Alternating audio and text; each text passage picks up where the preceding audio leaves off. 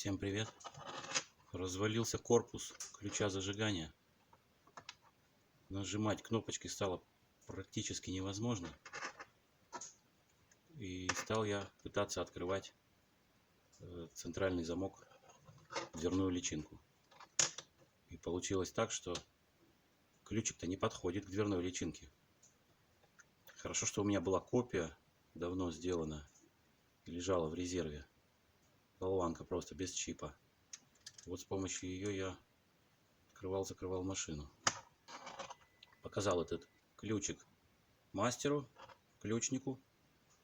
Он мои опасения подтвердил, что жало ключа катастрофически изношено.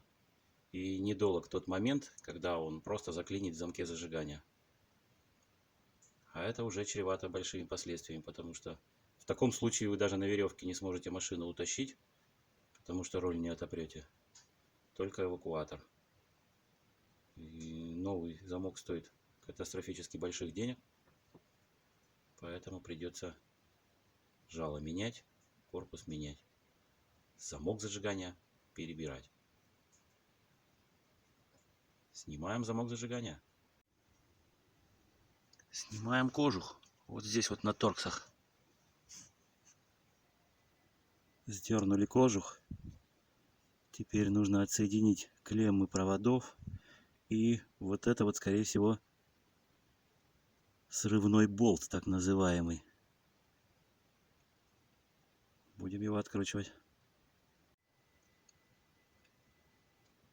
После некоторых мучений, после надреза головы срывного болта болгаркой и активной работы зубильцем, срывной болт отвернулся. Делюсь секретами по снятию замка. Вот с этой стороны был срывной болт, а с этой стороны подпружиненная кнопка. И эта кнопка до конца не нажимается до тех пор, пока вы не повернете ключ зажигания в замке. Видите, высота нажатия. Сейчас она полностью нажимается, и тогда вы вынете из этого короба этот замок зажигания.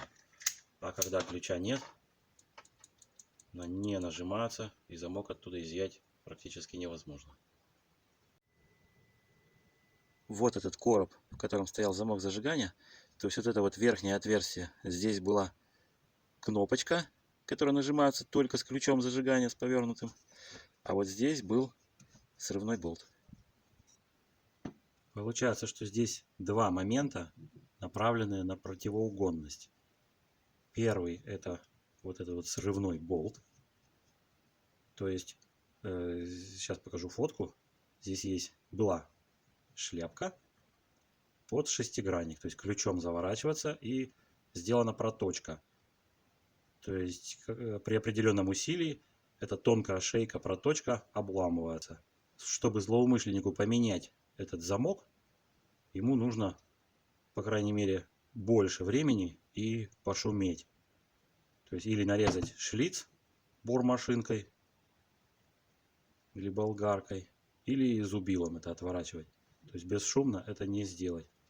И второй момент, направленный на противоугонность, это вот эта кнопка.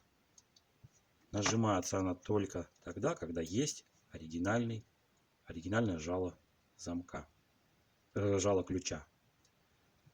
То есть если родного ключа нет, то эта кнопочка не нажмется и замок не достанется.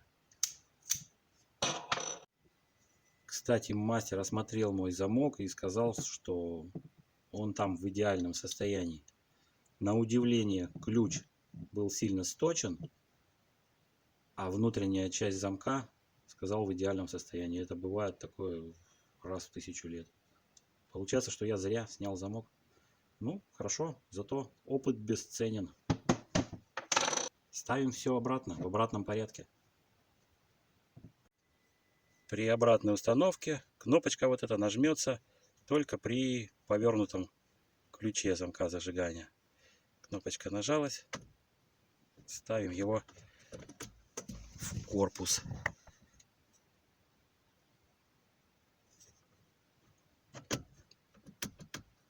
Все, вошло.